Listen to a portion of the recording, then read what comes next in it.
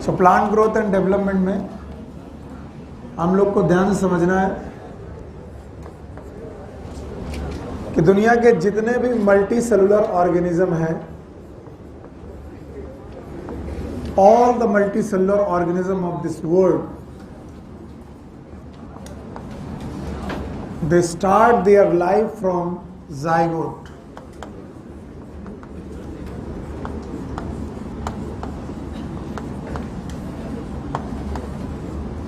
And the zygote is single cell.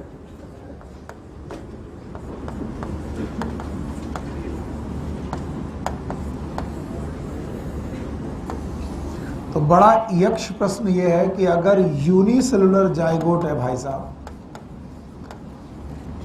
तो ये multi cellular organism बना कैसे? दुनिया के चाहे कोई भी मल्टी सेलुलर ऑर्गेनिज्म उठा लो, आप 5 किंगडम में से 3 किंगडम मल्टी सेलुलर मानते हैं। इसमें से एक फंजाई, प्लांट। फिलहाल तो मैं चैप्टर में प्लांट की तरफ जा रहा हूं, तो प्लांट मेरे हिसाब से यूनिसेलुलर है कि मल्टी सेलुलर? तो अगर मैं प्लांट की भी बात करूं तो उसने भी अपनी जिंदगी एक सेल से स्टार्ट करनी है, सिंगल सेल से स्टार्ट करनी है, एंड दैट इज जाइगोट। तो बोलते हैं इस जाइगोट से पहले बनता है एम्ब्रियो। क्या बनता है बेटा? एम्ब्रियो। और हम सब लोग जानते हैं कि एम्ब्रियो मल्टी सेलुलर होता है। और फिर इस एम्ब्रियो का होता है जर्मिनेशन। शब्द सुनिएगा, ये केवल जर्मिनेशन शब्द प्लांट के साथ जाएगा, एनिमल के साथ नहीं जाएगा। I am talking about the plant. Embryo का होता है जर्मिनेशन, एंड तब फुल फ्लेजेस प्लांट पूरा तैयार होता है। तो बोलते हैं कि आप पहला प्रोसेस ले लो जिसको आपने नाम दिया है एम्ब्रियोजेनेसिस।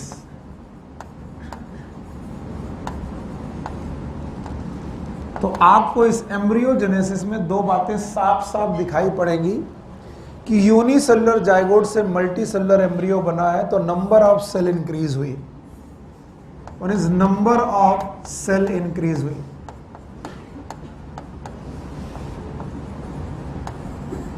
एक कोशिका से बहुत सारी कोशिकाएं बन गई तो नंबर इनफेक्ट बढ़ा है। और दूसरी बात है कि साइज भी इंक्रीज हुई है। साइज का मतलब मास भी इंक्रीज हुआ है। जो भी बॉडी बन रही, मान लीजिए इस बॉडी का नाम क्या है? एम्ब्रियो। तो एम्ब्रियो बन रहा है तो उसका साइज भी बढ़ा है। तो 2 चीजें बढ़ी, एक क्या और दूसरा मास। साइज की बजाय क्या बोलो? मास। एक क्या बढ़ा और दूसरा मास।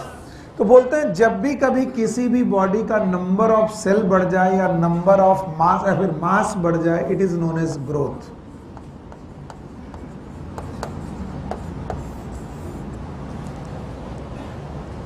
तो आपको बताना पड़ेगा कि सर एम्ब्रियोजेनेसिस के दौरान ग्रोथ तो हुई है, तो what is growth? What is the definition of growth? Increase in the number of cell is growth. Increase in the number of cell is a growth. पहली growth. दूसरा, increase mass of body. Increase in mass of body. It is also growth. और book कहती है कि आप growth के साथ एक चीज भूल रहे हैं कि जब भी एक सेल से बहुत बड़ा एम्ब्रियो या मल्टी सेलुलर एम्ब्रियो बना तो उसमें सेल डिफरेंशिएशन भी हुआ। क्या हुआ? Yes, it is cell differentiation. अब ये सेल डिफरेंशिएशन क्या बला है, ध्यान से सोचने की कोशिश करिए। Maybe there this cell is meristematic. जवाब दो, क्या है बेटा? मेरिस्टेमेटिक का मतलब इसमें सेल डिवीजन की कैपेसिटी है। और बना क्या? एम्ब्रियो। एम्ब्रियो से क्या बना? प्लांट। और इससे सेल बन गई परमानेंट। बोलो कैसी? तो बताओ परमानेंट जो टिश्यू बने उनमें सेल डिवीजन है कि नहीं? तो बताओ हमारी मेरिस्टेमेटिक टिश्यू परमानेंट टिश्यू बने तो बताओ सेल वही रही कि डिफरेंट हो गए? और डिफरेंट हो जाना डिफरेंशिएशन। और बोलते जब कभी भी डिफरेंशिएशन और ग्रोथ एक साथ हो रहे हो, क्या क्या? ग्रोथ एंड डिफरेंशिएशन, तो हम इसे डेवलपमेंट बोलते हैं। बोलो क्या बोलते हैं? तो छोटा सा टर्म मिला डेवलपमेंट। चलिए जवाब दीजिए। Development is sum total of how many process? Development is the sum total of two process. Sum total of two process, दो प्रोसेस का सम टोटल है। और बोलते हैं इनमें से एक है ग्रोथ और दूसरा है डिफरेंशिएशन। आपने सेल डिवीजन बोल करके गड़बड़ कर दिया, इसीलिए मैं पहला टॉपिक पढ़ाता हूं और जब भी मैं पहली डेफिनेशन क्रिएट कर रहा होता हूं, कंफ्यूज तुम सबसे ज्यादा तभी होते हो। उसके बाद जब चैप्टर आगे बढ़ने लगता है कंफ्यूजन कम होने लगता है। तो मुझे बताइए, आपके पास दो शब्द मिले, पहला शब्द दूसरा शब्द, दोनों का मतलब एक ही है कि अलग अलग? बिना बुक में देखे, बिना बोर्ड में देखे, पहले ग्रोथ बताओ। What is growth? If there is a increase in number of cell in a body, एक बॉडी में नंबर ऑफ सेल का बढ़ जाना, क्या ये ग्रोथ है? yes, ये ग्रोथ है। मास ऑफ बॉडी भी बढ़ जाना, क्या ये ग्रोथ है? yes, पक्का? yes, तो या तो मास बढ़ जाए या तो नंबर बढ़ जाए, दोनों बढ़ गए तो ग्रोथ, ये दोनों बढ़ गए तो ग्रोथ है। लेकिन अगर ग्रोथ के साथ क्या होने लगे? डिफरेंस। ये शब्द बड़ा अजीब है। What is differentiation? कोई भी एक सेल अपना रूप बदल ले, बस रूप बदल ले। क्या बदल ले? मेरिस्मेटिक सेल से जाइलम बन जाए, डिफरेंशिएशन। मेरिस्मेटिक सेल से पैरेन्काइमा बन जाए। आप सोच रहे हैं क्या होता है? पैरेन्काइमा याद है? कॉलन याद है? स्क्लेरन याद है? बताओ, parenchyma, collenchyma, sclerenchyma permanent tissue है? सिंपल। जाइलम याद है? फ्लोएम याद है? जाइलम में वेसल याद है? वेसल। ट्रैकीड याद है? पैरेन्काइमा याद है? फाइबर याद है? सीव ट्यूब याद है? कंपेनियन सेल याद है? अब मेरे क्वेश्चन का जवाब देना। एक मेरिस्मेटिक सेल सीव ट्यूब बन गई, ये क्या है? एक मेरिस्मेटिक सेल वेसल बन गई, एक मेरिस्मेटिक सेल पैरेन्काइमा बन गई, कोलेनकाइमा बन गई, स्क्लेरेनकाइमा बन गई। यानी उस मेरिस्मेटिक सेल ने अपने रूप को बदल लिया। तो मैंने कहा नंबर बढ़ाया वो अलग बात है, साइज बढ़ाया वो अलग बात है, लेकिन उसने अपना रूप भी बदल लिया। यानी मैं बढ़ते हुए अपनी चीजों में डिफरेंशिएशन कर रहा हूं, मॉडिफिकेशन कर रहा हूं, and that modification is known as differentiation, and that is known as development. What is development? Sum total of two process, one process is, दूसरा डिफरेंशिएशन। तो जहां जहां पर आपको ग्रोथ और डिफरेंशिएशन दोनों मिल जाए, मान लेना क्या है? डेवलपमेंट। और बोले अजीब बात है, प्लांट डेवलपमेंट करते हैं और हम बोलते हैं प्लांट ग्रो कर रहे हैं। क्या बोला? फिर से बोलो। हाँ, हम जब भी बोलेंगे कि प्लांट ग्रो कर रहे हैं, वो एक्चुअली ग्रो नहीं कर रहे होते हैं, डेवलप कर रहे हैं। जैसे एम्ब्रियोजेनेसिस इज ग्रोथ की डेवलपमेंट। क्यों? क्योंकि इसमें ग्रोथ तो है, डिफरेंशिएशन भी है।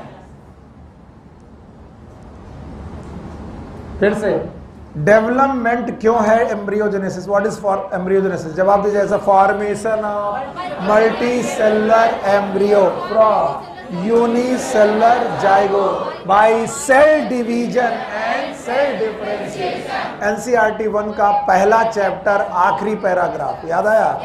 मैंने बोला था एम्ब्रियोजेनेसिस, बोला था what is embryogenesis? Formation of multicellular embryo from unicellular zygote involving cell division. फिर से बोलो, cell division and cell division से नंबर ऑफ सेल बढ़ गई और सेल डिफरेंशिएशन से डिफरेंशिएशन हुआ। और बताओ दोनों हुआ तो क्या हुआ? डेवलपमेंट।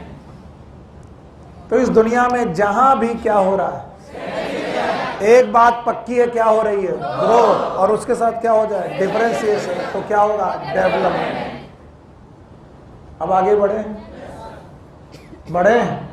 अगर अब आगे बढ़े और तुम यहां तक निपटा के जो मैंने पढ़ाया बिना देखे तो आपको आ गया, बताओ हमारे चैप्टर का नाम प्लांट ग्रोथ एंड डेवलपमेंट। तो हमारे पास इस पूरे चैप्टर में दो ही चीजें पढ़नी, या तो ग्रोथ या तो पहले ग्रोथ समझ लें, फिर डेवलपमेंट।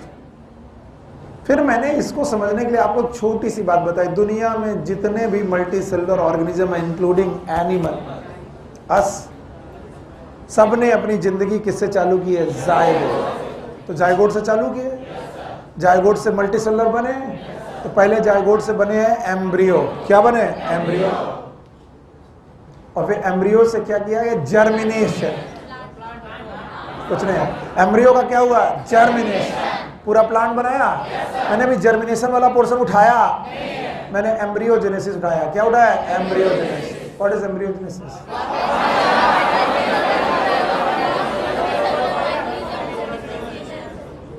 पीछे मत देखो, आगे वाला, अपने आगे वाले को उठाओ, अपने आगे वाले को, अपने बगल वाले को। हाँ, ना ना ना, उसे मालूम है किसे उठना है। हाँ, अरे उठो यार, अब जवाब दो। और अगली बार जब मैं पढ़ाऊं, नजर इधर नहीं,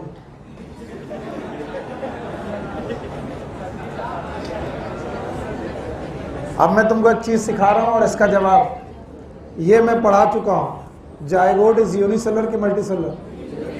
हाँ, यूनिसेलुलर। और ये क्या बना? एम्ब्रियो। हाँ, एम्ब्रियो यूनिसेलुलर की मल्टीसेलुलर? मल्टीसेलुलर। पक्का? दो प्रोसेस, नंबर 1 सेल डिवीजन, ये मैं पढ़ा चुका हूं, याद है? और दूसरा सेल डिफरेंशिएशन पढ़ा चुका हूं, और इस प्रोसेस का नाम भी बताया है। बताओ क्या बताया? It is known as embryogenesis. ये मैं पढ़ा रहा हूं, आप तब इधर उधर देख रहे हैं। ये मैं पूछूंगा, इसके आगे की बात आपका रियल क्वेश्चन होगा। पहले ये बताओ सब लोग, what is embryogenesis? Formation multicellular embryo from unicellular zygote, cell division, cell differentiation. Cell division से कोई फायदा हुआ? नंबर ऑफ सेल घटा कि बढ़ गया? बढ़ गया। साइज घटा कि बढ़ गया? बढ़ गया। मास, ये तो ये बढ़ गया तो ग्रोथ हुई है, साथ में क्या हुआ है? डिफरेंशिएशन। पक्का? अब अगर ये एंजियोस्पर्म है, योर क्वेश्चन, अगर ये एंजियोस्पर्म है, if it is a angiosperm plant, so where this embryo present? ये एम्ब्रियो कहां पर प्रेजेंट होगा?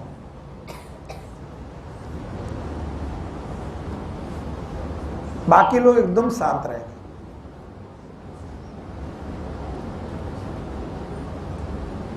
नाम बताओ अपना बेटा।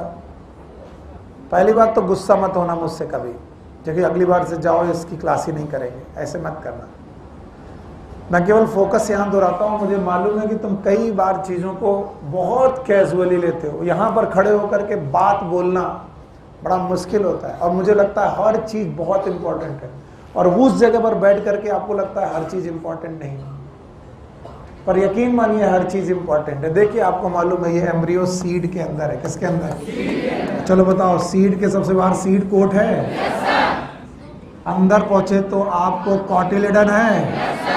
कॉटिलिडन 2 है तो डाइकोट, 1 है तो मोनोकोट। एक्सिस है, एम्ब्रियोनल एक्सिस। ऊपर वाला पार्ट, नीचे वाला हाइपोकोटाइल है, जमीन में डाला। हाइपोकोटाइल से रूट बनी, क्या बनी? रूट। एपिकोटाइल से स्टेम बना, लीफ बना। बताइए, सीड के अंदर कौन भाई साहब थे? इनका क्या हुआ? जर्मिनेशन। और यही बात मैं उस समय बोलना चाह रहा था। Yes, embryo can germinate only in plant, not in animal. हमारा एम्ब्रियो जर्मिनेट नहीं होता, हमारा एम्ब्रियो फीटस में बदलता है। किसमें? फीटस। इनका एम्ब्रियो क्या करता है? जर्मिनेशन। और पौधे का इस चैप्टर का नाम है growth and development in plant. तो हम एनिमल की बात करेंगे, प्लांट। और जब प्लांट की बात करेंगे तो नीचे क्या बनी? रूट, ऊपर स्टेम, फिर लीफ। तो भैया जब रूट स्टेम लीफ बनी, मुझे पूछना है, आप लोग बताइए, रूट स्टेम लीफ बनने वक्त एम्ब्रियो का से जब ये प्लांट बना, तो बताओ नंबर ऑफ सेल बढ़ा कि घटा? नंबर ऑफ सेल बढ़ा। चलो भाई, एक बात तो तय हो गई कि नंबर ऑफ सेल बढ़ा। साइज घटा कि बढ़ा? मास बढ़ा। तो इसका मतलब क्या हुई? ग्रोथ। क्या हुई? और क्या यहाँ पर डिफरेंशिएटेड सेल थी कि नहीं? अभी डिफरेंशिएशन में क्या बनी? Root, stem, leaf. Every organ is same और डिफरेंट? इसका मतलब डिफरेंशिएशन भी हुआ। तो बताओ इनमें ग्रोथ के साथ क्या हुआ, डिफरेंशिएशन। तो बताओ ग्रोथ और डिफरेंशिएशन दोनों हुए, क्या हुआ, डेवलपमेंट। तो बताओ एम्ब्रियोजेनेसिस क्या है, डेवलपमेंट। सीड जर्मिनेशन क्या है, डेवलपमेंट। और कसम खा लो कि जहां भी दो चीजें होंगी, एक कौन, ग्रोथ, दूसरा कौन, वहां पर क्या होगा, डेवलपमेंट। अब मैं सोचूं कि तुम्हें दोनों शब्द समझ में आ गए। चलो भाई, what is growth? Increase in number of cell, mass of cell, size of cell, size of body, mass of body. 5 बोल दिया बातें। बताओ इसे ग्रोथ बोलेंगे? yes, और अगर सेल अपना मॉडिफिकेशन कर दे, क्या कर दे, और वो मेरिस्मेटिक से परमानेंट हो जाए तो differentiation. Parenchyma differentiation, collenchyma, sclerenchyma, xylem, phloem. तो बताइए अगर दो चीजें हो जाएं साथ साथ तो क्या कहलाएगा, डेवलपमेंट। तो बताओ डेवलपमेंट के 2 एग्जांपल बताओगे? वन इज एम्ब्रियोजेनेसिस, दूसरा सीड जर्मिनेशन। दोनों है। आइए अब वो ग्रोथ को डिटेल में पढ़ाते हैं। अगला टॉपिक पेज टर्न करके देखिए, आपकी बुक में क्या लिखा है, ग्रोथ। और बड़े अच्छे तरीके से जवाब देते हैं, इट इज इररिवर्सिबल। मैं 3 शब्द लिखूंगा, आप इन्हीं 3 शब्द को लिखिएगा। मैंने एक हेडिंग नहीं बनानी, अलग अलग लिखना है। Growth is irreversible. दूसरा परमानेंट। 2 पॉइंट लिखे मैंने, बोलो क्या? तो ग्रोथ इज इररिवर्सिबल, परमानेंट। तीसरा पॉइंट इंक्रीज। चलो तीनों शब्द बोलो, it is irreversible, permanent, increase in size of body, of organ, of tissue, of cell. किसी का भी साइज बढ़ा दो, ये ग्रोथ है। बॉडी का साइज बढ़ा दो, ऑर्गन का साइज बढ़ा दो, टिश्यू का साइज बढ़ा दो, सेल का साइज बढ़ा दो, इट इज ग्रोथ। पर ये साइज कैसे बढ़ना चाहिए, इररिवर्स और परमानेंट। और इसका एक मजाक वो लोग करते हैं कि सर एक बॉडी है, इसका नाम है स्पंज। क्या नाम है? नाम सुना होगा, पोरीफेरा के मेंबर। पोरीफेरा के मेंबर हैं। अगर नेचुरल स्पंज में जाओ तो आपने बाथ स्पंज का नाम सुना होगा। आप एक पॉलीमर का भी स्पंज ले सकते हो, कोई बड़ी बात नहीं। पर मैं एनिमल में स्पंज की तरफ जा रहा हूँ, आप कोई भी स्पंज ले सकते हो। तो बोलते हैं इस स्पंज में तुमने वाटर डाला, जैसे ही वाटर डाला ये स्पंज फूल के साइज बड़ा कर लिया। बताइए ग्रोथ है? नहीं है। क्यों नहीं है? क्योंकि ये इंक्रीज इन साइज परमानेंट और इररिवर्सिबल, बल्कि कैसा है, रिवर्स। कुछ देर बाद आप इस फोम को स्क्वीज करिए, पानी बचेगा कि बाहर? It is reversible and temporary. Reversible and if anything is reversible and temporary, it can not be the growth. The growth का definition is irreversible, permanent, increase in size of body, size of organ, size of tissue, size of cell, or it is increase in number of cell.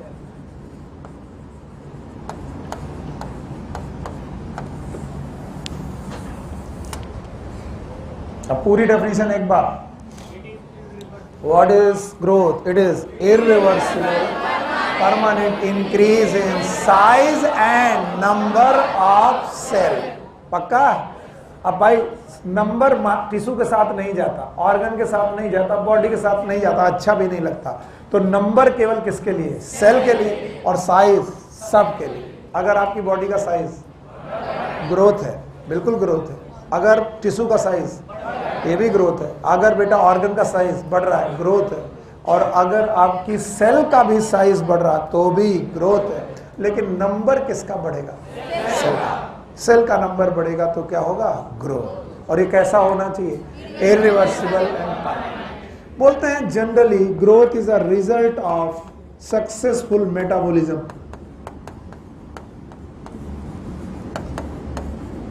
Successful metabolism,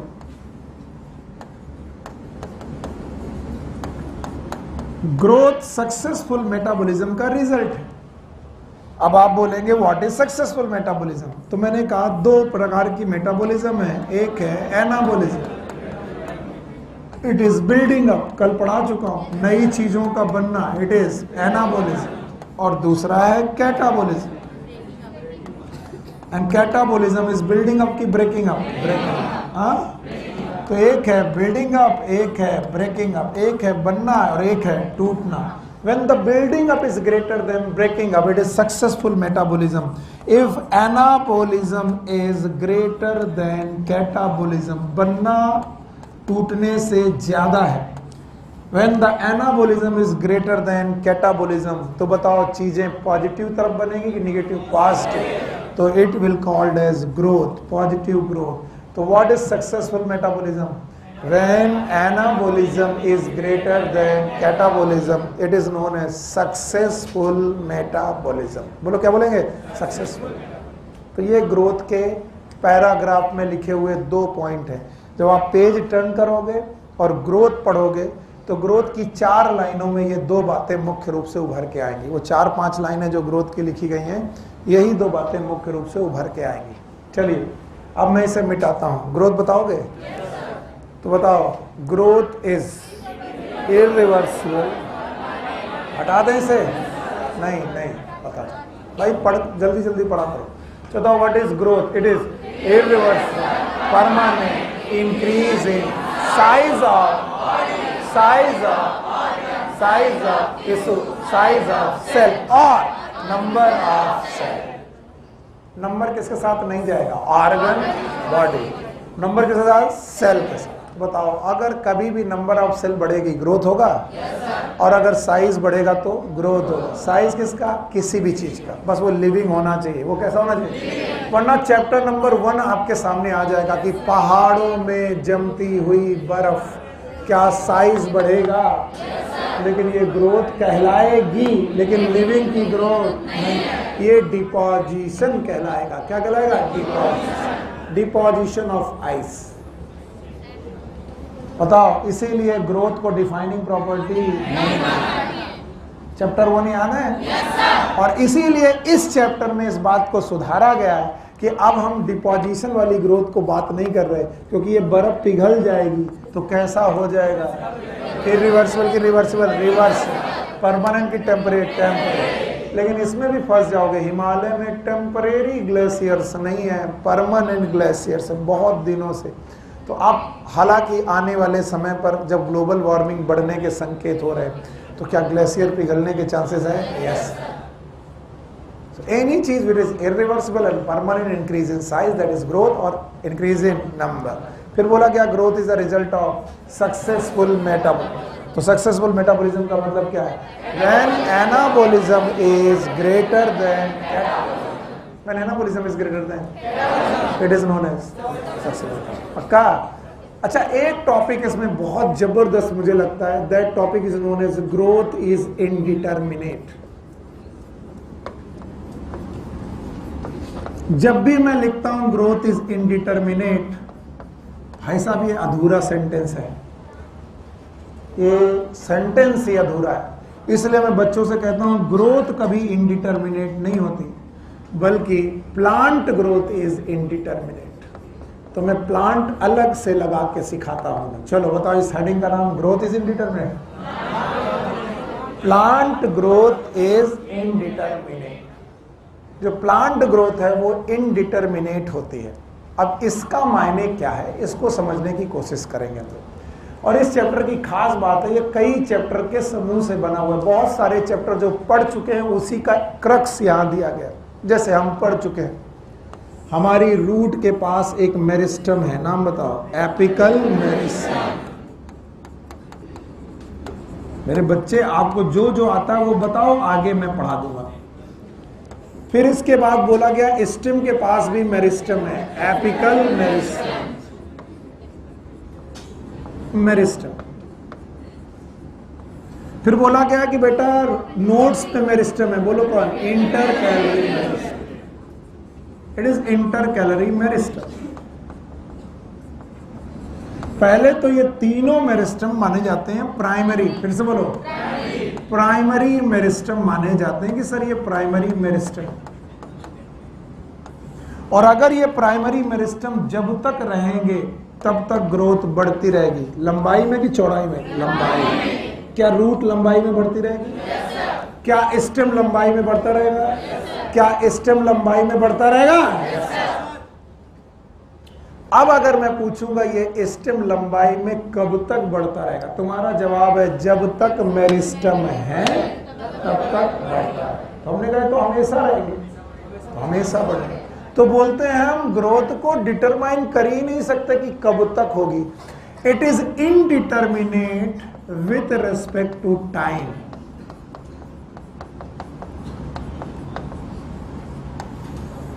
हम ये नहीं कह सकते कि कल बंद हो जाएगी, क्योंकि कल भी मेरिस्टम होंगे तो कल फिर होगी, परसों मेरिस्टम होंगे फिर होगी, आगे भी मेरिस्टम होंगे फिर होगी। ग्रोथ जब तक मेरिस्टम है तब तक चलती रहेगी, और जब तक ग्रोथ मेरिस्टम की वजह से चलती रहेगी तब तक हम कहेंगे इसे डिटरमाइन कर पाना। तो इनडिटर्मिनेट का मतलब क्या है? It is indeterminate with respect to time. So we are not sure, we are कि कब तक ग्रोथ चलेगी। अच्छा, ये तब तक समझ में नहीं आता जब तक इसे हम रिलेट नहीं करते एनिमल से।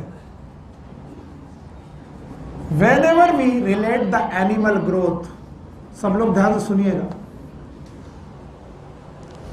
तो हमें बताया जाता है कि एनिमल के पास बोन्स होती है और इन बोन्स के एंड होते हैं जिन्हें हम लोग बोलते हैं एपीफाइसिस।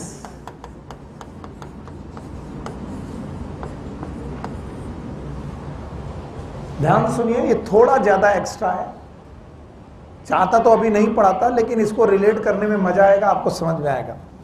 बोलते हैं एपीफाइसिस जो होते हैं यहां पर ऑसिफिकेशन सेंटर होते हैं। ऑसिफिकेशन सेंटर, ये सेंटर वो सेंटर होते हैं जिनसे कहते हैं बोन फॉर्मेशन सेंटर। बोलो क्या ना? ऑसिफिकेशन मतलब बोन फॉर्मेशन। अब इन ऑसिफिकेशन सेंटर में कैल्शियम डिपॉजिट होती रहती है। क्या डिपॉजिट? और बेटा हड्डी लंबी होती रहती है, और हड्डी लंबी होती रहती है तो बंदे की लंबाई बढ़ती रहती है। क्या आदमी की लंबाई पूरे 60 साल तक बढ़ती रहेगी? नहीं बढ़ेगी। आपको मालूम है आदमी एक समय के बाद, ये है अबाउट आफ्टर प्यूबर्टी, प्यूबर्टी के 2-4 साल बाद, कुछ लोग बहुत ज्यादा मानते हैं तो 22 से 25 साल के बाद ये ऑसिफिकेशन सेंटर हो जाते हैं क्लोज। क्या हो जाते हैं? फिर से बोलो, यही बोलो। और अगर बेटा क्लोज हो गए ऑसिफिकेशन सेंटर तो अब बताओ कैल्शियम डिपॉजिट, और नहीं होगा तो लंबाई। तो हम कहते हैं कि एनिमल की ग्रोथ क्लोज हो गई है। क्या हो गई है? क्लोज। जो ग्रोथ पहले ओपन थी वो ओपन रही कि क्लोज्ड हो गई? कब?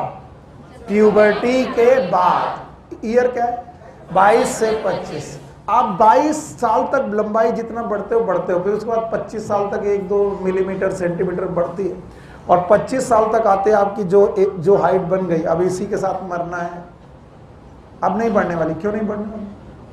क्योंकि आप हड्डियों की वजह से लंबे होते हो, और हड्डियों के सेंटर ब्लॉक हो चुके हैं। कौन सेंटर? ऑसिफिकेशन। और अब ग्रोथ हार्मोन का इफेक्ट इन सेंटर पे पड़ रहा कि नहीं पड़ रहा?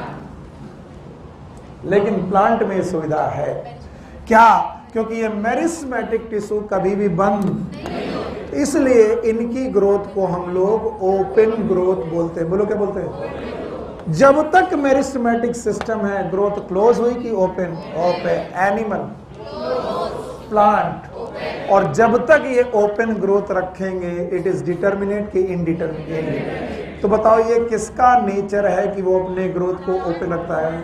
तो बोलते हैं ऑल द ओपन ग्रोथ। फिर से बोलो, is indeterminate with respect to mass और विथ रेस्पेक्ट टू टाइम। हम टाइम नहीं बता सकते कब तक ग्रोथ होगी। हाँ, इनमें भी 2 लोग छोड़ दो, एनुअल और बाइनियल। इनके लिए बता सकते हैं कि ये कब तक जिंदा रहेंगे, कब तक बढ़ते रहेंगे। एनुअल 1 साल तक बढ़ेंगे, बाइनियल 2 साल तक, 2 सीजन तक। तो इसका मतलब एनुअल और बाइनियल की ग्रोथ डिटरमाइन कर सकते हैं। बताओ किसकी डिटरमाइन नहीं करते? Perennial. So we can not determine the growth of perennial plant. अब बताओ आपके घर के बाहर एक नीम का पौधा लगा है, क्या तुम श्योर हो कि ये 10 साल बाद मर जाएगा?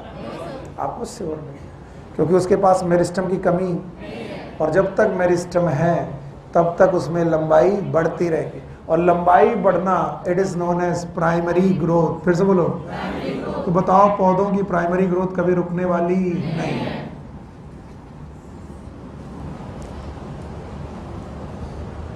याद रहे, अगर पौधे का नाम जिम्नोस्पर्म है, क्या है?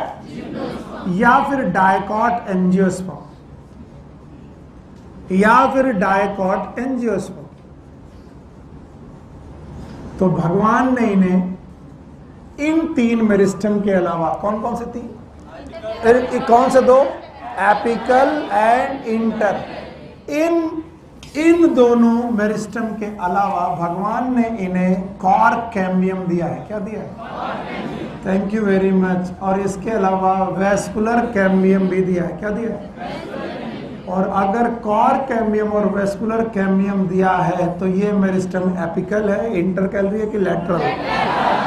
लैटरल। तो भगवान ने इन्हें लैटरल मेरिस्टम भी दिए हैं। और ये लैटरल मेरिस्टम प्राइमरी मेरिस्टम है कि सेकेंडरी? ये लाइफ में शुरुआत से है कि बाद में? इसीलिए इनका नाम है सेकेंडरी मेरिस्टम। और सेकेंडरी मेरिस्टम से होने वाली ग्रोथ का नाम सेकेंडरी ग्रोथ है। बोलो कैसी? और सेकेंडरी ग्रोथ लंबाई में कि चौड़ाई में? हाँ, तो growth in girth, it is growth in girth, it is लंबाई में ग्रोथ की चौड़ाई? चौड़ाई। And that is primary growth की सेकेंडरी? सेकेंडरी। तो पौधे लंबाई में भी बढ़ते हैं, चौड़ाई। सारे पौधे चौड़ाई में बढ़ते हैं, मोनोकॉट चौड़ाई में नहीं बढ़ते। टेरिडोफाइटा बढ़ते हैं? अच्छा बताओ, मोनोकॉट बढ़ेंगे कि नहीं बढ़ेंगे? नहीं बढ़ेंगे। एंजियोस्पर्म के सारे लोग बढ़ेंगे? नहीं, केवल कौन? डायकॉट। तो बताइए ग्रोथ कितने प्रकार की? भूल गए? एक कौन सी? Primary growth. दूसरा प्राइमरी ग्रोथ इज लंबाई में बढ़ना। सेकेंडरी ग्रोथ इज अगर आप लंबाई में बढ़ रहे हैं तो प्राइमरी ग्रोथ, अगर चौड़ाई में बढ़ रहे तो लंबाई में बढ़ाने के लिए कौन कौन रिस्पॉन्सिबल? Apical meristem, intercalary. ऐसा लग रहा मैंने एनाटॉमी पढ़ाई नहीं, और जब आप आते नहीं तो थप्पड़ मारने का मन करता। एपिकल मेरिस्टम बढ़ेगा सूट वाला तो लंबाई बढ़ेगी, रूट वाला बढ़ेगा तब भी लंबाई बढ़ेगी, इंटरकैलरी बढ़ेगा तब भी लंबाई बढ़ेगी, लेकिन कॉर्क कैम्बियम बढ़ेगा तो चौड़ाई, वेस्कुलर कैम्बियम बढ़ेगा तो चौड़ाई। और ये दोनों लैटरल मेरिस्टम है। लैटरल मेरिस्टम से होने वाली ग्रोथ प्राइमरी ग्रोथ की सेकेंडरी, और सेकेंडरी ग्रोथ इस लंबाई में कि चौड़ाई में? तो बताइए कब तक चौड़ाई में बढ़ता रहेगा? आप डिटरमाइन कर सकते हो? हाँ, नहीं डिटरमाइन कर सकते। इसीलिए जो ग्रोथ डिटरमाइन ना की जा सके वो डिटर्मिनेट की इनडिटर्मिनेट। तो मेरा ये सेंटेंस की ग्रोथ इज इनडिटर्मिनेट, कंप्लीट कि इनकम्प्लीट? इनकम्प्लीट। तो क्या होगा? Plant growth is indeterminate. बताओ एनिमल ग्रोथ इज डिटर्मिनेट। अब आप बोल सकते हो सर अब आपकी लंबाई नहीं बढ़ेगी, चाहे कुछ भी खा लो, बॉर्नवीटा नहीं तुम कॉम्प्लान के बोरे में घुस जाओ। I am a Complan boy, लंबाई ना बढ़ेगी? हाँ, बढ़ेगी कि नहीं बढ़ेगी? राजन अब तुम कितना भी बॉर्नवीटा पियो बढ़ेगा? अच्छा ये छोटा राजन है, अब सॉरी छोटा राजन है ये क्या बात हो रही है? अरे कुछ भी बोलते हो, ऐसे मत बोला करो बेचारे बच्चे को। तो आप मैं बोल रहा हूँ, so primary growth is indeterminate, secondary growth is indeterminate. इससे जुड़ा हुआ एक क्वेश्चन मुझे बहुत पसंद है, और वो पसंद है वेस्कुलर बंडल से रिलेटेड, बहुत पसंद है। और मैं तब पूछता हूं कि भाई ये वेस्कुलर बंडल में स्टेम के वेस्कुलर बंडल आपको याद होंगे। और स्टेम में वेस्कुलर बंडल पढ़ते वक्त आपने देखा होगा कि बेटा जाइलम और फ्लोएम कंजॉइंट है। It is xylem, it is phloem conjoint है। वैसे तो खैर सही बताएं तो जाइलम ज्यादा होता है, फ्लोएम कम होता है, तो फिर से बनाते हैं। It is phloem and xylem conjoint है। अच्छा ये भी है भाई, फ्लोएम और जाइलम कंजॉइंट है बोलते हैं, लेकिन इसके बीच में प्रेजेंट है कैम्बियम। फिर से बोलो, और ये कैम्बियम कब तक प्रेजेंट रहेगी कोई पता नहीं है। तो बताओ अगर पता नहीं है तो जाइलम और फ्लोएम की ग्रोथ ओपन की क्लोज? ओपन। तो ये ग्रोथ इनडिटर्मिनेट की डिटर्मिनेट? इनडिटर्मिनेट। और अगर इनकी ग्रोथ इनडिटर्मिनेट है बच्चों तो बताओ ऐसे वेस्कुलर बंडल ओपन की क्लोज? और ये हम लोगों ने पढ़ा है कि there are two type of vascular bundle, one is open, another is close. तो आज पता चला कि इनका नाम क्लोज वेस्कुलर बंडल क्यों है और इनका नाम ओपन क्यों है। क्यों है पता नहीं, क्योंकि इनकी ग्रोथ ओपन है और इनकी ग्रोथ लंबाई वाली की चौड़ाई वाली? लंबाई वाली। यानी ये चौड़ाई में कब तक बढ़ते रहेंगे? जब तक ये कैम्बियम रहेगी, और ये कभी खत्म? तो ये हमेशा ओपन रहेंगे। इसीलिए हम लोग ऐसे वेस्कुलर बंडल को ओपन वेस्कुलर बंडल भी बोल सकते हैं। क्या बोल सकते हैं? पक्का? और ऐसे वेस्कुलर बंडल को close. Why they are known as close vascular bundle? क्योंकि इनमें कैम्बियम, इसका मतलब जितना जाइलम और जितना फ्लोएम है वो अपने अमाउंट को बढ़ा। तो बताओ मोनोकॉट की ग्रोथ चौड़ाई वाली डिटर्मिनेट की इनडिटर्मिनेट? डिटर्मिनेट। हमें मालूम है मोनोकॉट के बंदे चौड़ाई में कभी भी बढ़ेंगे नहीं। तो बताओ कौन बढ़ेंगे? इसलिए एक सेंटेंस अपने दिमाग में लिख लेना, और ये कहीं ना कहीं दिमाग में ही लिखना चाहिए। All open growths are, all open growth are indeterminate. दुनिया में जितनी भी ओपन ग्रोथ है वही इनडिटर्मिनेट है। अदरवाइज प्लांट में भी सारी प्लांट की ग्रोथ इनडिटर्मिनेट नहीं है। जैसे मोनोकॉट की सेकेंडरी ग्रोथ इनडिटर्मिनेट की क्लोज्ड? क्लोज। डिटर्मिनेट की बात ही नहीं कर सकते क्योंकि उनके पास सेकेंडरी ग्रोथ है ही नहीं, क्योंकि उनके पास वेस्कुलर बंडल ओपन है कि क्लोज है। तो अब बताओ ये वेस्कुलर बंडल में एक वेस्कुलर बंडल का नाम क्लोज वेस्कुलर बंडल क्यों है और एक का नाम ओपन क्यों? तो जब भी मैं खड़ा होकर के पूछता हूँ बताओ किसके स्टेम में क्लोज होंगे किसके में ओपन, लड़के कई बार सोचते रहते हैं किस में हो। अरे सीधा सा कॉन्फिडेंस बोलो, जो सेकेंडरी ग्रोथ नहीं करेगा वो क्लोज है और जो करेगा तो मोनोकॉट, डायकॉट। इसमें कोई रॉकेट साइंस है क्या? हाँ, तो इसमें लोग बोलते हैं कि जिसमें कैम्बियम हो, जिसमें कैम्बियम ना हो। बोलते हैं जिसमें कैम्बियम ना हो वो दोस्ती बहुत ही क्लोज दोस्ती होती है, जिसमें हमारे गुरुदेव है जिसके दो दोस्तों के बीच में दीवार आ गई तो वो ओपन दोस्ती हो गई। सो ये कंफ्यूजन वाले काम है, इनको मत पढ़ना। गुरुदेव की बात याद आ रही, ऐसे मत पढ़ना। कैसे पढ़ना? जिनके बीच में ग्रोथ की संभावनाएं हैं वो ओपन की क्लोज? ओपन। और जिनके पास ग्रोथ की संभावनाएं नहीं वो क्लोज। इसलिए मोनोकॉट और डायकॉट हटा दें। तो बताओ अगर मैं लिखूं ग्रोथ इज इनडिटर्मिनेट, तो indeterminate for what? Plant with respect to time, with respect to time. Okay, now अगला ही पॉइंट वो लिखते हैं ग्रोथ इज मेजरेबल। ग्रोथ को मेजर किया जा सकता है।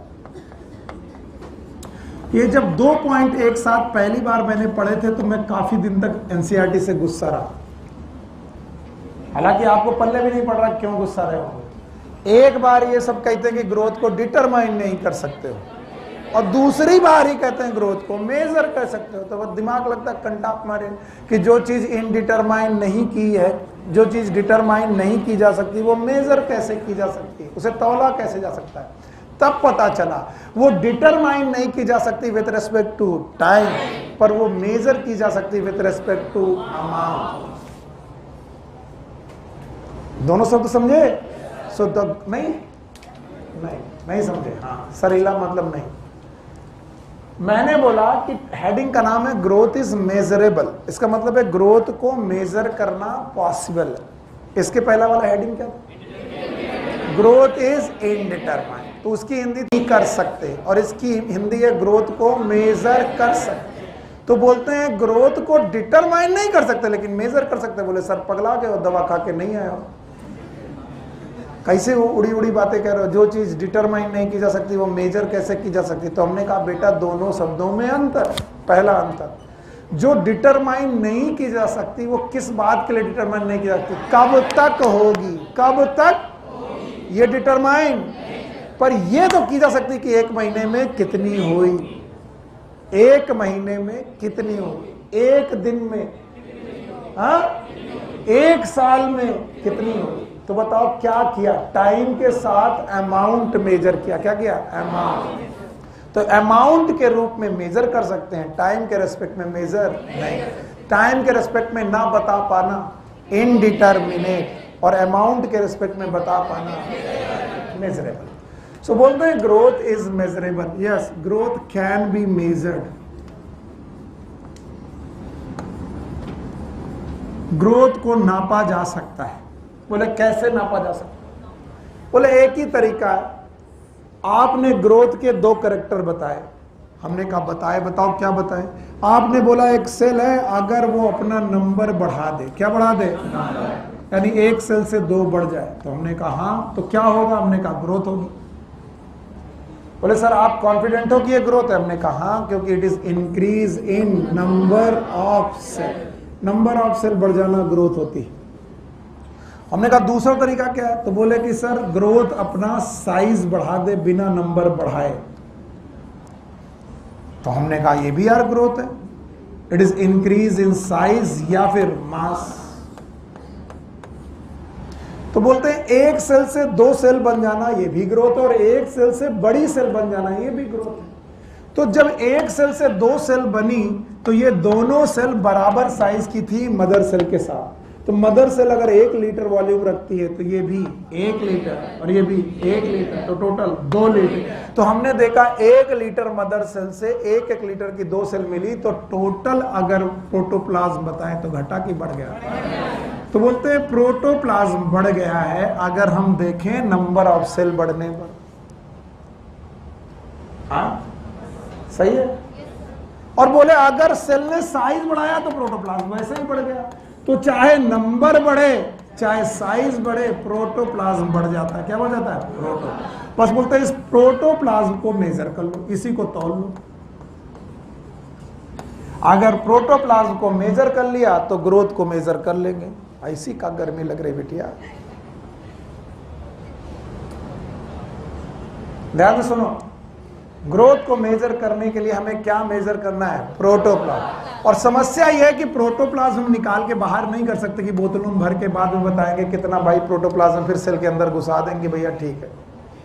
क्योंकि अगर हम ये करने गए तो सेल बचेगी कि मर जाएगी? तो बोलते हैं ग्रोथ को मेजर करने के लिए डायरेक्ट तरीका प्रोटोप्लाज्म को मेजर करना है, लेकिन direct way it is not feasible. Direct way जो होता है नापने का ये फिजिबल नहीं है, इसे नहीं नापा जा सकता। क्यों नहीं नापा जा सकता? क्योंकि डायरेक्ट नापने के लिए हमें प्रोटोप्लाज्म नापना पड़ेगा। तो फिर बोले क्या करें? बोले हम लोग ग्रोथ को इनडायरेक्ट तरीके से नाप सकते हैं। कैसे? So growth can be measure indirectly.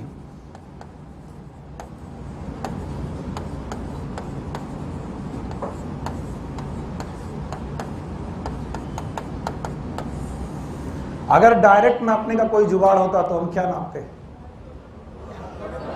कुछ नहीं सुन रहे हो, क्या नापते?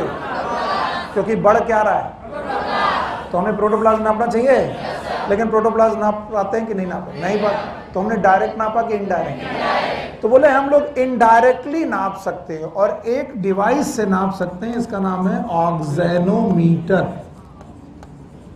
एक मशीन जिससे हम ग्रोथ नाप सकते हैं उसका नाम ऑक्सेनोमीटर।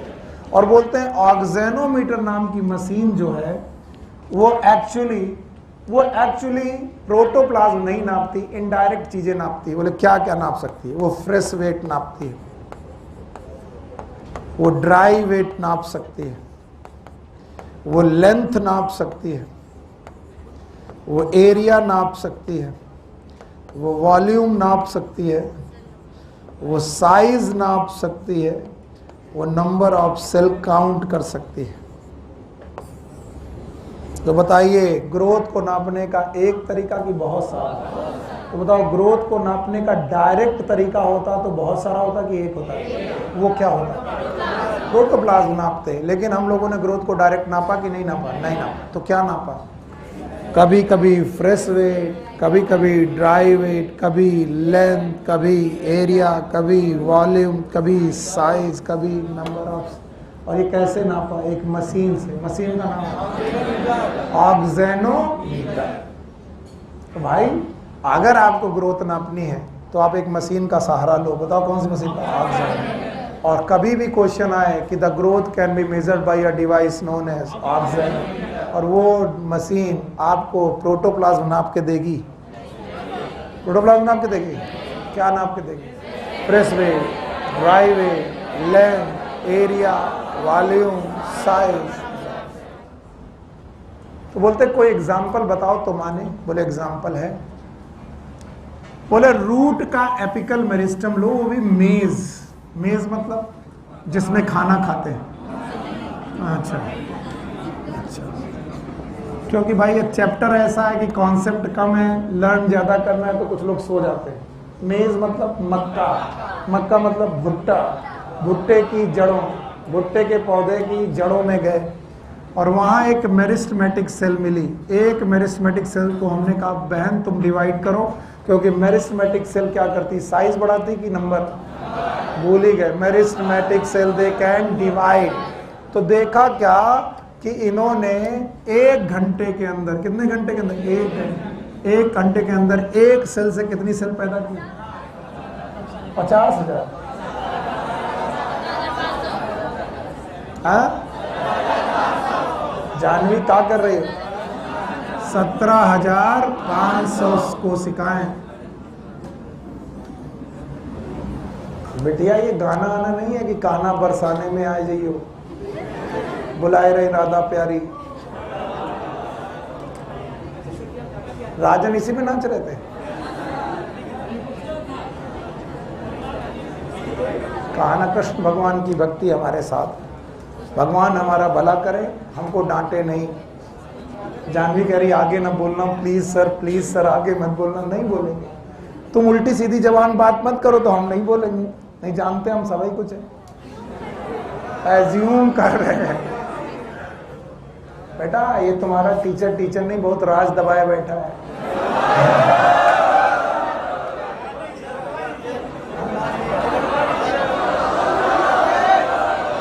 हर खबर की हमें खबर, हमें अमर उजाला। हाँ, बंटवा दो। एक दिन बोले हाँ हमारे पास जहर है, बंटवा दो। हर 5-10 मिनट के बाद तुम्हें एक दौरा पड़ता है, बंटवा दो। तो भाइयों बहनों, मेरे प्यारे बच्चों, मेरे सोना, मेरे बाबू, 1 घंटे में 17,500 सेल बढ़ रही हैं। तो बताओ ऑक्जेनोमीटर ने क्या नापा? Fresh weight. क्या नापा? Number of cell. तो मक्के में ग्रोथ देखने के लिए, मेरिस्टमेटिक सेल की ग्रोथ देखने के लिए हमने ऑक्जेनोमीटर से कहा क्या काउंट करो? साइज की नंबर। और उसने बताया बहुत तेज भाग रही भाई ये सेल। मैंने कहा क्यों? बोले 1 घंटे के अंदर कितनी सेल? 17,500। इतना डिवाइड कर रहे। मैंने कहा बहुत तेज डिवाइड करे। बोले हाँ, ऐसे ही डिवाइड कर। अच्छा भाई, सब लोगों ने तरबूज भी देखा होगा, देखा है? हाँ भाई, खड़े हो। यस। मैं क्यों सर? मैंने क्या किया? हाँ, तुम्हारे भी बेटा हमारे पास राज है। तो तुमने देखा है कि तरबूज का साइज इतना छोटा, तो कह रहा सर बड़ा सा होता है। चलो माना तरबूज इतना बड़ा है, अंगूर नहीं तरबूज है। और तरबूज एक फ्रूट है। क्या है? फ्रूट। अब सुनो, शांत रहो। अब थोड़ा मन मेरा भी कर रहा तुमसे बात करने का। तरबूज एक फल है कि नहीं है? नहीं, राइजोम है। फ्रूट है पक्का? Anna, what is fruit? What is the technical definition of fruit? एक मिनट शांत रहो। फ्रूट डेवलप होता है ओवरी से। हम कंफ्यूज हैं, हमको नहीं आता, बताओ सही से बताओ। ओवरी कैसी ओवरी? अरे चुप पे रहो बिटिया, हमें मालूम है तुम होशियार हो। It is ripened ovary. एकदम गजब बात बोल रहा बच्चा। नाम क्या तुम्हारा? भूल गया मैं। जय, जय हो। तो जय ने कहा कि सर राइपेंड ओवरी। तो हम तो बड़ा कंफ्यूज हैं कि अगर ओवरी गुरु इतनी बड़ी है तो यही तरबूज बनाएगी। तो बताओ क्या भयानक कैलिक्स रहा होगा, क्या भयानक कोरोला रहा होगा। तो जब हम तरबूज के खेत में जाते हो तो ये बड़ा बड़ा फ्लावर नहीं, फिर कैसे? अरे यार, जय ने बोला कि सर तरबूज एक फ्रूट है और फ्रूट जो बनता है वो ओवरी से बनता है। और ओवरी कहां प्रेजेंट होती है? स्टिग्मा स्टाइल ओवरी के साथ, यानी गायनीसियम के एंड्रोसियम, गायनीसियम। हाँ, और गायनीसियम में तो साथ में क्या होगा? एंड्रोसियम। मान लेते नहीं है क्योंकि मोनोकॉट होगा, कुकुट बिट ऐसी सर वो। तो मान लो एंड्रोसियम नहीं है तो कैलिक्स तो होगा, कोरोला तो होगा। और कैलिक्स और कोरोला के पास इतनी बड़ी ओवरी, भैया हीरो एवेंजर कंटाप मारेंगे 6 दिन बुखार आएगा, सब दोस्ती यहीं धरी रह जाएगी। हम उसे सिखाने की कोशिश कर रहे हैं, वो मेरा दुश्मन नहीं है। बैठो यार जय, बैठो। और जाना एग्जाम के सेंटर तक इनके साथ। जा पाएंगे? इतनी दोस्ती सब वहीं दिखा लो भाई, ये दोस्ती हम ना छोड़ेंगे। छोड़ो। तो ये होता है, छोड़ो, दिमाग ही खराब होगा। अब जो फ्रूट है हमारा वो एक्चुअली छोटी सी ओवरी से बना, क्योंकि ovary was smaller when it was flower. Calyx भी छोटा था, कोरोला भी छोटा था, फ्लावर भी छोटा था। तो यही ओवरी है जो एक दिन इतना बड़ा फ्रूट बनाएगी। इसका मतलब ओवरी अपना साइज में साइज घटाएगी कि बढ़ाएगी? तो बोलते हैं वाटरमेलन का साइज अपनी लाइफ टाइम में, वाटरमेलन तरबूज का साइज अपनी लाइफ टाइम में कितना बढ़ता है? 3,50,000 गुना टाइम। इसका मतलब हम लोग यहां पर क्या नाप रहे हैं? फ्रेश वेट, ड्राई वेट की साइज। तो अगर हम वाटरमेलन का ग्रोथ नापने जाएं तो नंबर नापते हैं कि साइज। यानी हर एक कोशिका लगभग 3,50,000 गुना इतनी बड़ी होती। वो छोटी सी ओवरी से बड़ा सा फ्रूट बना, इसका मतलब उसकी सेल ने साइज में इंक्रीमेंट मारा है, और साइज इंक्रीमेंट हुआ है लगभग 3,50,000 गुना। बोलते हैं भाई साहब आपने पढ़ा होगा स्टिग्मा स्टाइल एंड ओवरी, सुना है? और आपको मालूम है यहाँ पर आए पॉलन ग्रेन, बोलो क्या ना है? Pollen grain. और यहाँ है एम्ब्रियो सैक, ओव्यूल है बाबू, और यहाँ एग अपरेटस है, याद है? और ओव्यूल ने कहा कि मेरी जर्नी स्टार्ट होती है अब, और मैं बनाऊंगा पॉलन ट्यूब। बताओ पॉलन ट्यूब नंबर में बढ़ेगा कि साइज में? और साइज में भी किसमें? लेंथ। तो बताइए पॉलन ट्यूब की ग्रोथ आपने क्या बताई? क्या नंबर, साइज की लेंथ।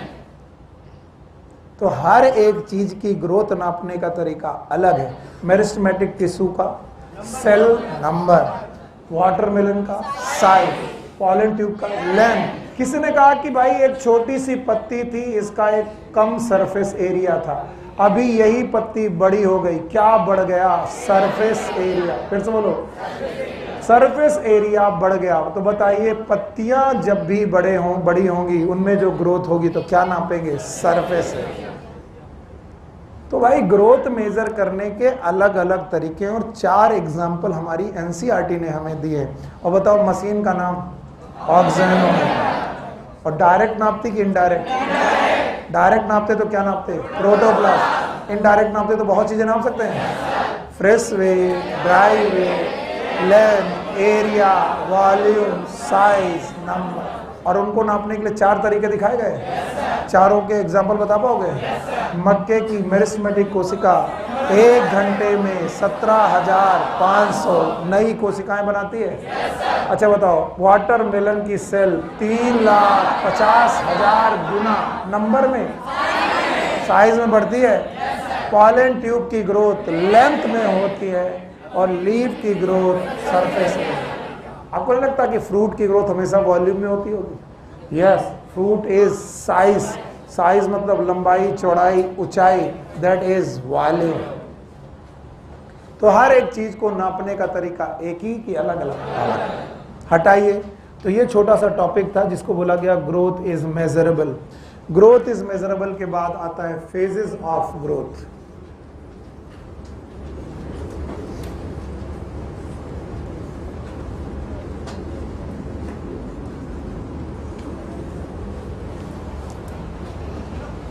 हाँ बेटा,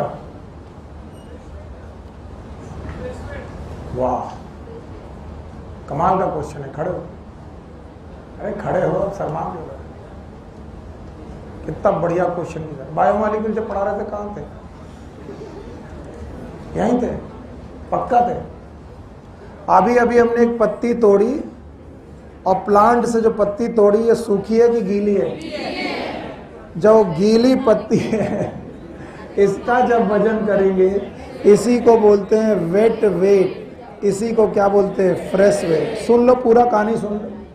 फिर इस पत्ती को सुखा देंगे, एक दिन इसका पानी उड़ जाएगा। उड़ जाएगा तो पानी उड़ जाने के बाद जो वेट बचेगा उसका नाम ड्राई वेट। फिर इस पत्ती को जला देंगे, ऑर्गेनिक चीजें धुआं बनकर उड़ गए, नीचे राख। राख बचेगी, ऐश्वर्या राय नहीं है, ऐसे। अब बस बस बस, नहीं बेटा, खड़े with black T shirt. Yes yes, तुम्हें तो बिल्कुल शोभा नहीं देता ये। And never do it again, never ever. बैठो।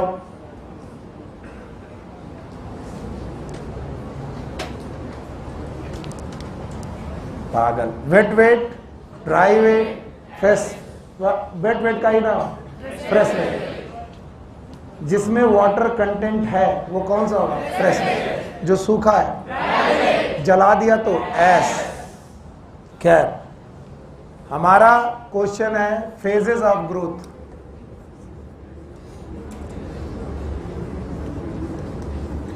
बोलते हैं कोई भी सेल इस दुनिया में जब भी आएगी तो वो कितनी फेजेस से गुजरेगी।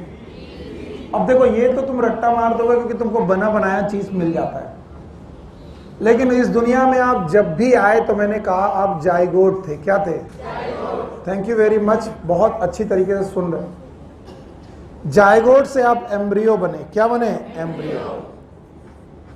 और जब तक आप एम्ब्रियो हैं, क्या है? तब तक आपकी सारी कोशिकाएं मेरिस्टेमेटिक हैं। क्या है? यानी इस दुनिया में जब भी आप आए हैं, आप मेरिस्टेमेटिक सेल लेके आए हैं। तो आपकी जिंदगी की जो पहली अवस्था है, पहली फेज है, वो मेरिस्टेमेटिक है। आप अगर एनिमल होते तो मेरिस्टेम की जगह स्टेम सेल बोला जाता। क्या बोला था? स्टेम। अगर आप लोगों को ह्यूमन रिप्रोडक्शन याद हो तो मैंने प्लेसेंटा में स्टेम सेल पढ़ाई थी, याद है? तो प्लांट में मेरिस्टेम, एनिमल में स्टेम। और ये टोटीपोटेंट सेल होती है, डिवाइडिंग सेल होती है। तो आपको मालूम है कि जब भी आप इस दुनिया में भेजे गए, किसी भी प्रकरण से, ओरिजिन ऑफ लाइफ से, रिप्रोडक्शन से, जब भी इस दुनिया में आप भेजे गए तो आप क्या बने? जाइगोट से। और जब तक आप एम्ब्रियो थे, आप कैसे थे? मेरिस्टेम। ये अच्छी बात है कि एनिमल एम्ब्रियो के रूप में पैदा नहीं होता, फिटस के रूप में पैदा होता। क्या? इसलिए वो अपनी बहुत सारी मेरिस्टेमेटिक कोशिकाओं को परमानेंट करके आता है। लेकिन दुनिया में जब प्लांट भेजे गए तो वो सीड के रूप में भेजे गए। किसके रूप में? सीड। और सीड में एम्ब्रियोनल एक्सिस थी। क्या थी? और इस एम्ब्रियोनल एक्सिस में था एम्ब्रियो। बोलो क्या था? और भाइयों, एम्ब्रियो की हर एक कोशिका कैसी है? मेरिस्टेमेटिक। यहां तक बात संभाल लोगे? तो जब प्लांट इस दुनिया में भेजे गए तो वो एम्ब्रियो की तरह भेजे गए। ये और बात है कि ये एम्ब्रियो सीड के अंदर छुपा हुआ, लेकिन जब हम लोग एनिमल लोग इस दुनिया में भेजे गए तो हम लोग माँ के पेट से पैदा हुए, तब हम एम्ब्रियो थे कि फिटस? यानी हम अपनी एम्ब्रियोनिक कंडीशन माँ के पेट में पूरी करके आए हैं। अब हम फिटस हैं, अब हम लंबाई बढ़ रहे, चौड़ाई बढ़ रहे, लेकिन हमारी टोटीपोटेंसी कम हो गई, स्टेम सेल कम हो गई, या एक का दुक्का जगह पर लीवर जैसी जगह पे पड़ी। लेकिन प्लांट चैप्टर पढ़ रहे हैं, और प्लांट जब इस दुनिया में पैदा हुए तो वो सीड थे। क्या थे? कम से कम जिम्नोस्पर्म और एंजियोस्पर्म, या तो स्पोर थे। क्या थे? स्पोर, वो भी मेरिस्टेमेटिक। तो हम तो भाई जिम्नोस्पर्म और एंजियोस्पर्म पढ़ रहे, तो आप एम्ब्रियो थे। तो भैया एम्ब्रियो ने बोला मेरी पूरी axis, whether it is epicotyl और हाइपोकोटाइल, पूरी मेरिस्टेमेटिक है। कैसी है? मेरिस्टेमेटिक। तो हमने कहा भाई फिर क्या करोगे? बोले हम धीरे धीरे डिफरेंशिएट होंगे। तो बोले एक दिन डिफरेंशिएट होकर के हम जड़ बना देंगे। क्या बना देंगे? जड़। जड़ इज नोन एज रूट। फिर से बोलो, रूट। तो बोले इस रूट में एक दिन कैप होगी। नाम बताओ। Root cap. लेकिन हमारा ओरिजिनल नेचर अभी भी क्या था? मेरिस्टेमेटिक। लेकिन मेरिस्टेमेटिक नेचर हम केवल नीचे वाले पोर्शन में रखेंगे। यस और नो? यानी मैं एम्ब्रियोनल एक्सिस के समय से मेरिस्टेमेटिक हूं, लेकिन अब मैं जब डेवलपमेंट कर रहा हूं, जर्मिनेट कर रहा हूं, तो मेरिस्टेमेटिक पूरा बचा? बिल्कुल आखिरी में बचा। इसीलिए इस जोन का नाम क्या है? Meristematic zone. बच्चा मेरे, meristematic zone is nothing, it is a zone which represent the embryo. ये मेरिस्टेमेटिक जोन एम्ब्रियो का रिप्रेजेंटेशन है। लेकिन इस डेवलपमेंट के दौरान मैंने दो जोन और बनाई हैं। मेरिस्टेमेटिक के ऊपर इलांगेशन। आपको नहीं लगता कि सब कुछ मेरिस्टेमेटिक था, तो ये जोन भी क्या रही होगी? मेरिस्टेमेटिक। क्या रही होगी? इसका मतलब ये लोग मेरिस्टेमेटिक से ही पैदा हुए। तो यानी पहली फेज, उसके बाद मैच्योरेशन।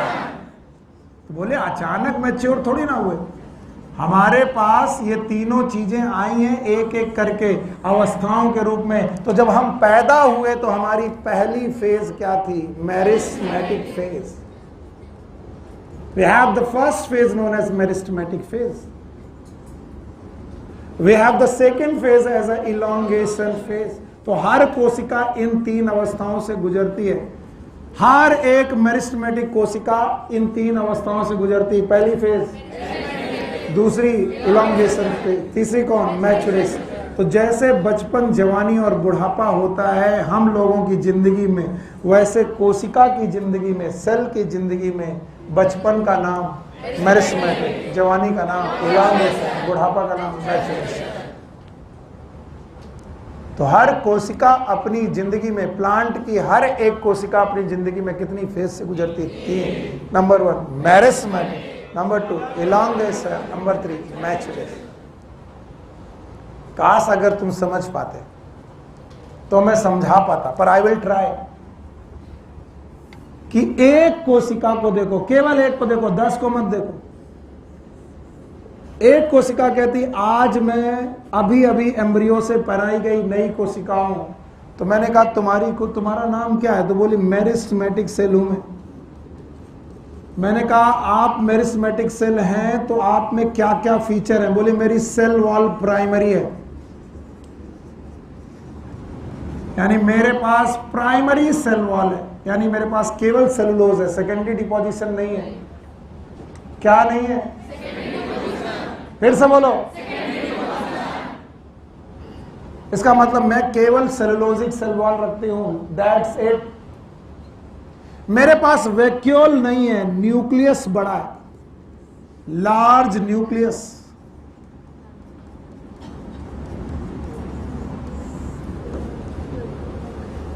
प्रोटोप्लाज्म डेंस है मेरा। तो जितनी भी कोशिकाएं आपको मेरिस्टेमेटिक जोन में मिलेंगी वो इसी तरीके की मिलेंगी।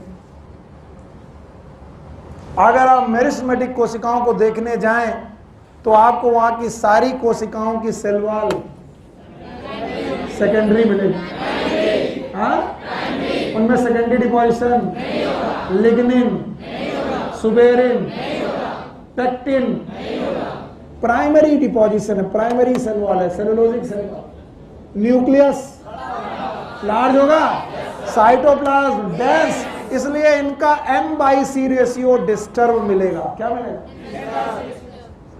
अब Raj ji, what is M/C ratio? क्या फायदा होगा इसका? अगर किसी भी कोशिका का N/C रेशियो डिस्टर्ब है, इससे क्या पता है? सेल डिवीजन होगा। जितनी भी सेल इस दुनिया में N/C रेशियो डिस्टर्ब रखती हैं, जिनका भी न्यूक्लियस बड़ा साइटोप्लाज्म के रेस्पेक्ट में, वो हमेशा उसे मेंटेन के चक्कर में क्या करती हैं? डिवाइड। इसलिए मुझे रटने की जरूरत नहीं, न्यूक्लियस बड़ा, प्रोटोप्लाज्म डेंस, शाबाश बैठो। तो ये ऐसी कोशिकाएं मिलेंगी आपको मेरिस्टेमेटिक जोन की। फिर यही सेम सेल, ऐसा नहीं कि कोई दूसरी सेल आएगी, यही सेम सेल धीरे धीरे बीच में वैक्यूल पैदा करने लगेगी। क्या पैदा करेगी? वैक्यूल। वैक्यूल पैदा करने लगेगी। ये रहा वैक्यूल। और वैक्यूल पैदा होने की वजह से इनका साइटोप्लाज्म पेरीफेरी की तरफ जाने लगेगा। न्यूक्लियस धीरे धीरे पेरी में जाने लगेगा, साइटोप्लाज्म धीरे धीरे पेरीफेरी में जाने लगेगा। और पेरीफेरी में जाने लगा तो बेटा सेल वॉल में प्रेशर पड़ेगा। सेल वॉल के वियर एंड टियर को रोकने के लिए यहां सेकेंडरी डिपोजिशन चालू हो जाएंगे। क्या चालू हो जाएंगे? Secondary. So secondary deposition start.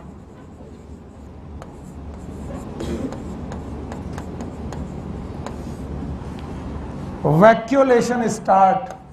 Complete के स्टार्ट, वैक्यूलेशन स्टार्ट। और सेल लंबाई में बढ़ने लगेगी। सेल लंबाई में, and that is known as elongation. तो अगर आप इलॉन्गेशन जोन में पहुंचे हैं, किस जोन में? ज्यादा सही से बताना, किस जोन में पहुंचे? इलॉन्गेशन। तो वहां की कोशिकाओं में वैक्यूल बन चुका होगा कि बन रहा होगा?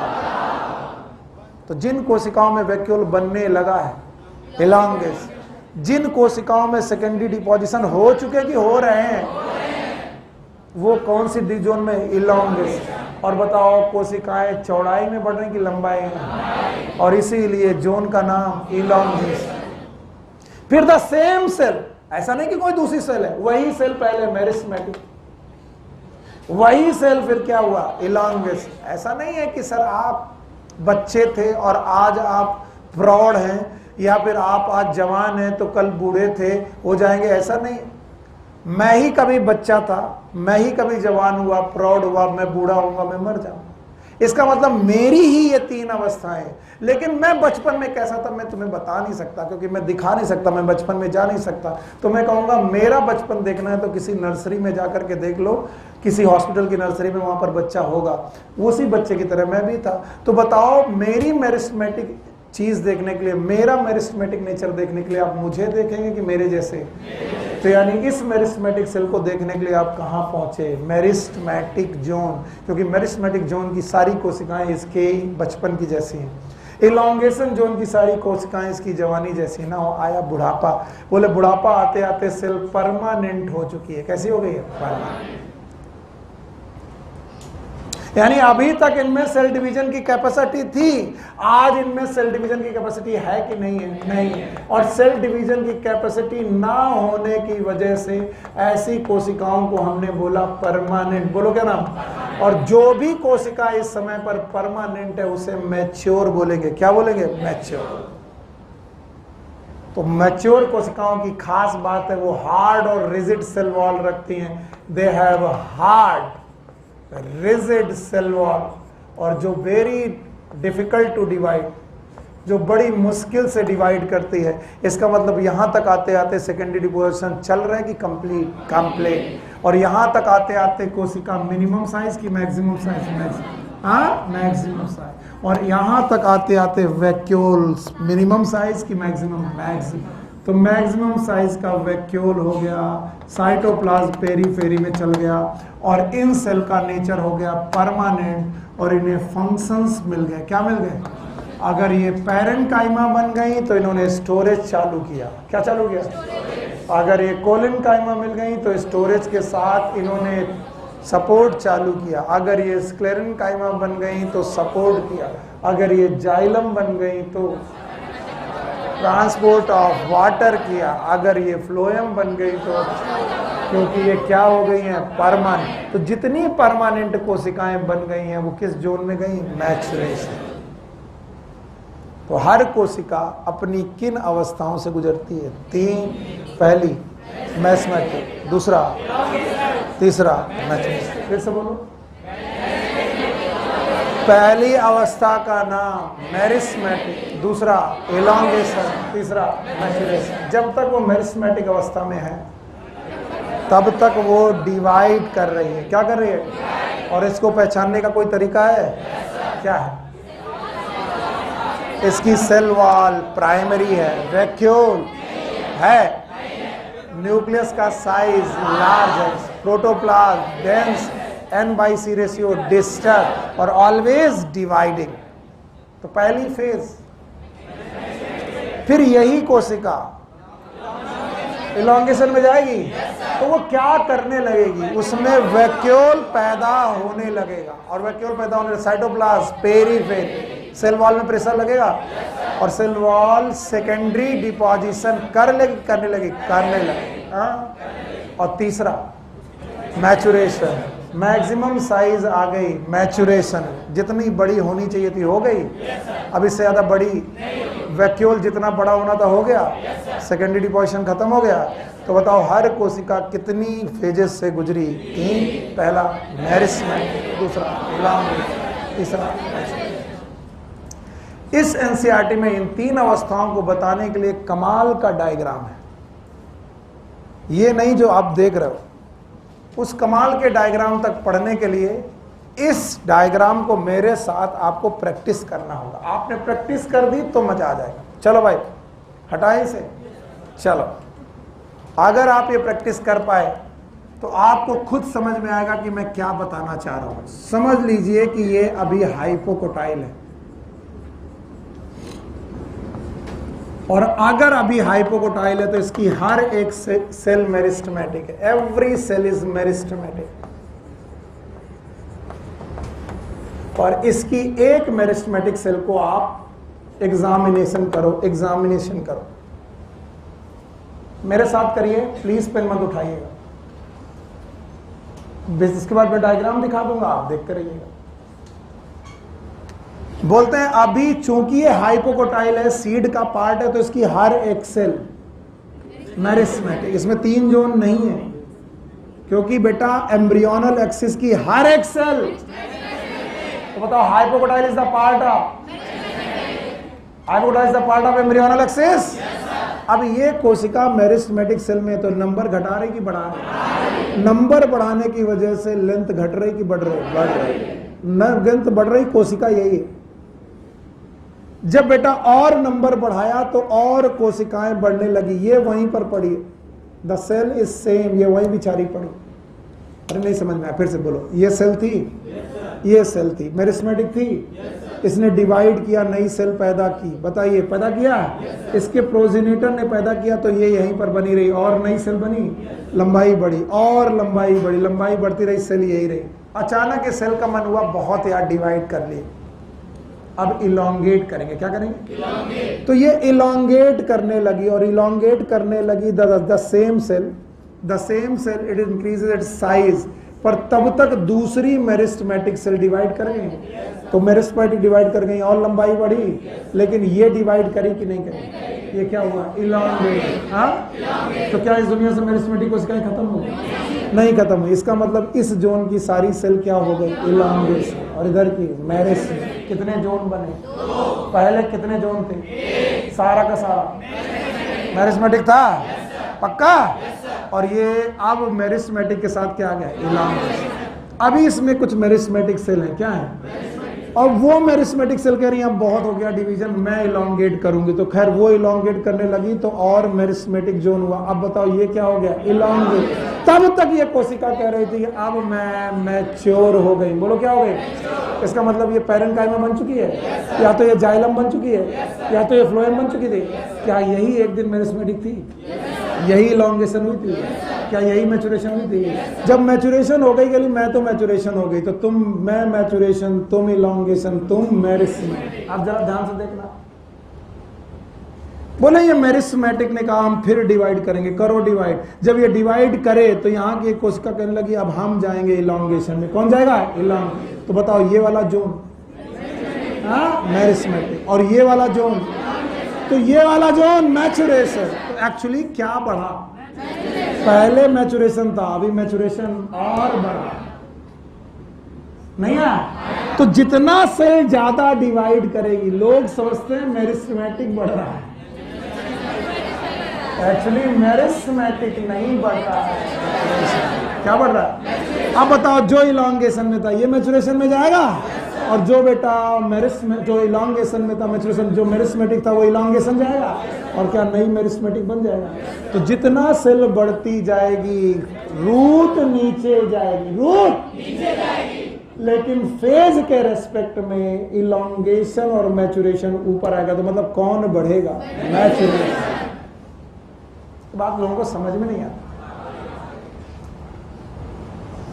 कि आप सेल को कितना भी डिवाइड करो, बेटी आप बुक देना, कितना भी डिवाइड करो, आपको लग रहा कि मेरिस्मेटिक सेल बढ़ रही, नहीं।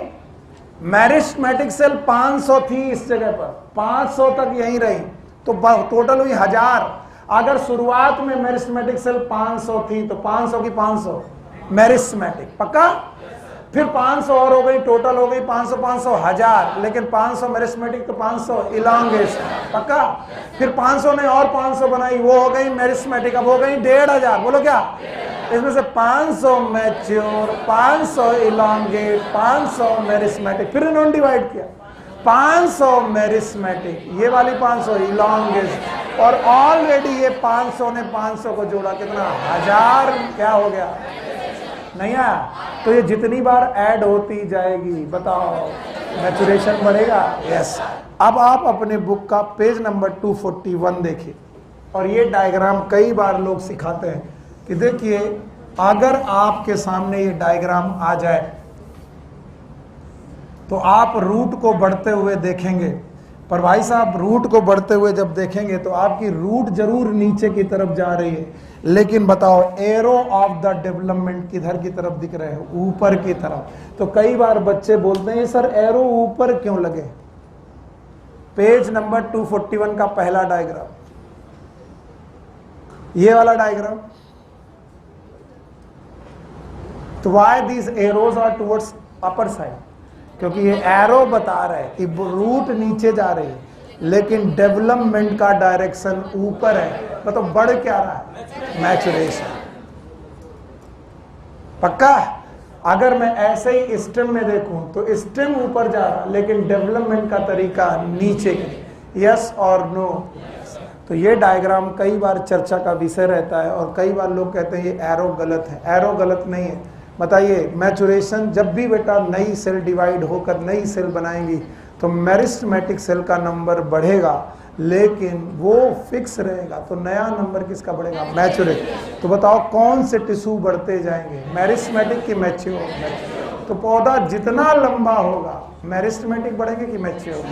और मैच्योर आपकी इसके रेस्पेक्ट में नीचे है कि ऊपर? ऊपर। और इसके रेस्पेक्ट में नीचे। तो लोग कहते हैं ग्रोथ नीचे हो रही, मैंने ऐसा नहीं कहा। ना ये ग्रोथ नीचे हो रही, ना ये ग्रोथ ऊपर हो रही। ग्रोथ अभी भी इसकी नीचे हो रही है और इसकी ऊपर, लेकिन इनके डेवलपमेंट का डायरेक्शन अपोजिट है इनके ग्रोथ से। ये क्यों है? क्योंकि अगर पौधा जड़ नीचे जा रही है तो कौन से टिश्यू ज्यादा बढ़ रहे हैं? Mature. You got my point? तो डायग्राम के लिए लड़ाई मत लड़ना, और इस डायग्राम के बाद मुझे कहीं निकलना है, और 3 दिन की मैं छुट्टी दे रहा हूँ। इन 3 दिन की छुट्टियों में खूब डांच गाना करिए। आप करेंगे? हम ऐसा मत करिएगा मुझे कहीं निकलना है तो मैं आज जल्दी जा रहा हूँ। आप लोग ट्यूसडे के बाद वेडनेसडे को मुझसे मिलेंगे, लेकिन तब तक यूनिट 1 निपटा दो, अच्छा रहेगा। इस टाइम को वेस्ट मत करना। इसको